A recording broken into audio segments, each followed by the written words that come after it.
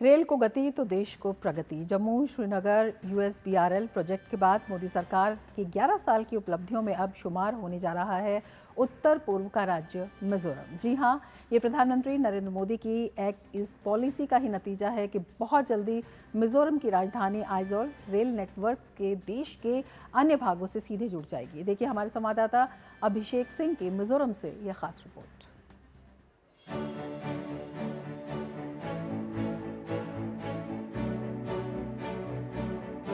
भारत के पूर्वोत्तर राज्य मिजोरम की राजधानी आइजोल को देश के मुख्य रेलवे नेटवर्क से जोड़ने वाली बाइरबी सारंग नई रेल परियोजना अब अपने अंतिम चरण में पहुंच चुकी है, जो पूर्वोत्तर में संपर्क, व्यापार और विकास के नए द्वार खोलने जा रही है। तकरीबन 51.38 किलोमीटर लंबे इस रेल प्रोजेक्ट से मिजोरम की राजधानी आइजोल तक भारतीय रेल तकरीबन 110 किलोमीटर की रफ्तार से पटरियां पर फर्राटा भरेगी।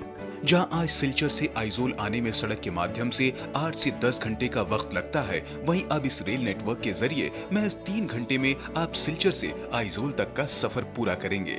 बाइरबी सारंग रेल प्रोजेक्ट की आधारशिला प्रधानमंत्री नरेंद्र मोदी ने 29 नवंबर 2014 में रखी थी, जो बहुत जल्द कमर्शियल ऑपरेशन के लिए शुरू होने जा रहा है। आज की डेट में आप सिलचर से जब चलते हैं तो मुझे नहीं लगता कि कम से कम जो है आप 8-9 घंटे से पहले आप जहाँ से पहुँच सकते हैं। और मानसून में तो जहाँ पे रोड की कंडीशन काफ़ी ख़राब रहती है। बाय ट्रेन यहाँ से बैरबी और बैरबी से सिलचर मैक्सिमम आपको 3 घंटे में आप लोग पहुँच जाएंगे। ये इतना टाइम आपको रिड्यूज हो जाएगा। जहाँ तक इस प्रोजेक्ट के बेनिफिट का सवाल है, सबसे बड़ा तो इसमें चेंज आएगा कि इसका जो है इंटीग्रेशन विद द नेशनल, हमारा मिजोरम जो है एक स्टेट कैपिटल रेलवे नेटवर्क से पूरे इंडिया से जुड़ जाएगा। तकरीबन 5022 करोड़ की लागत से बने इस प्रोजेक्ट में 4 रेलवे स्टेशन हैं, जो आने वाले समय में मिजोरम के लिए लाइफलाइन का काम करेगा।